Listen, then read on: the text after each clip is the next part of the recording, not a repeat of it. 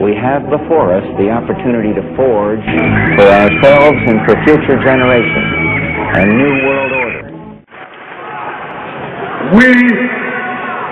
We can take our country back.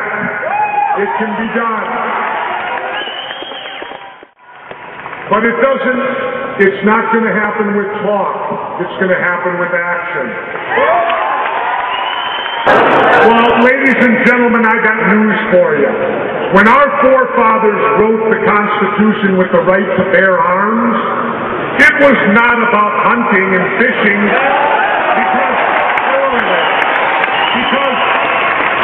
because back then, if you didn't hunt or fish, you didn't eat.